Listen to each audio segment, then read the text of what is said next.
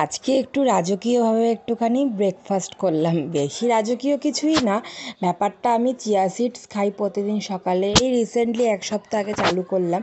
আগেও খেতাম কিন্তু বন্ধ করে দিয়েছিলাম। তো আমি ভাবলাম একটু চিয়া সিডসটাকে দুধ দিয়ে খেয়ে দেখি, যেহেতু অ্যাকচুয়াল কারণ হচ্ছে কালকে রাত্রে আমি চিয়া সিড ভিজাতে ভুলে গেছিলাম, তাই সকালবেলা চিয়া সিড ভিজিয়ে রেখেছিলাম। এখন আমি দুধ দিয়ে, আম দিয়ে, চিয়া সিড দিয়ে, লাস্টে একটু গুড় দিয়ে খাচ্ছি। আর পাশেই আমি আমার ডুগ্গুর জন্য দুধ আর পাউরুটি ভিজিয়ে রেখেছি।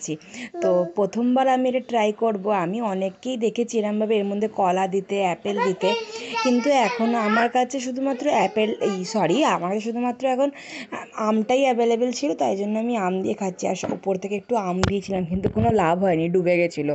তো আমি গেলাম ঘরের মধ্যে খেতে। মা বললো মাকে জিজ্ঞেস করলাম খাবি? মা বললো না, দাঁড়া আমি ঘর ঝাড়ছি। যাই হোক, যাই বলো, কিন্তু পাউরুটি কিন্তু অ্যাকচুয়াল মজা হয় শুধুমাত্র চায়ের সাথে খেয়ে। এই দুধের সাথে পাউরুটি আমার একদম ভাল লাগে না।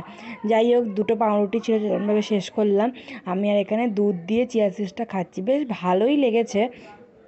নতুনভাবে ট্রাই করছি। আমি অ্যাকচুয়ালি চিয়া সিড জল দিয়ে ভিজিয়ে রাখি, আর সকালবেলা উঠে দারচিনি পাউডার দিয়ে খেয়ে নিই। আর আমার ডুগ্গু বাড়িতে ছিল না, হঠাৎ করে চলে এসছে, মা আম খাচ্ছ? আমিও আম খাবো।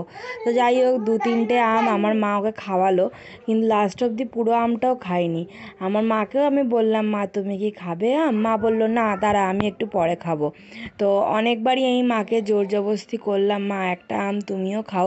মা এখানে ডুগ্গুকে খাওয়াচ্ছিল। অ্যাকচুয়াল কারণ হচ্ছে না, সকালবেলা বেরিয়ে গিয়ে আমি আমটা পছন্দ করে কিনে নিয়ে এসেছিলাম। মিষ্টি আছে কি ভালো আছে সেটা অ্যাকচুয়ালি আমাকে ক্রেডিটটা নিতে হবে, তাই জন্য মাকে বললাম, মা নাও তুমি একটু একটা আম নিজে খেয়ে দেখো। জিজ্ঞেস করলাম, মা মিষ্টি আছে?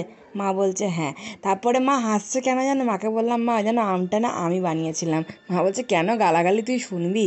এখানে ডুগ্গুও বলছে দেখবে যে না না মা, আমটা আমি বানিয়েছি।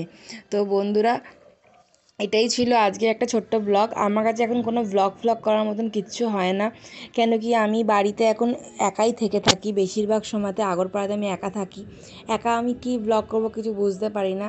আমি জানি তোমরা আমাকে অনেক ভালোবাসা দিয়েছো, থ্যাংক ইউ। তোমাদের ভালোবাসার জন্য আজ 370টা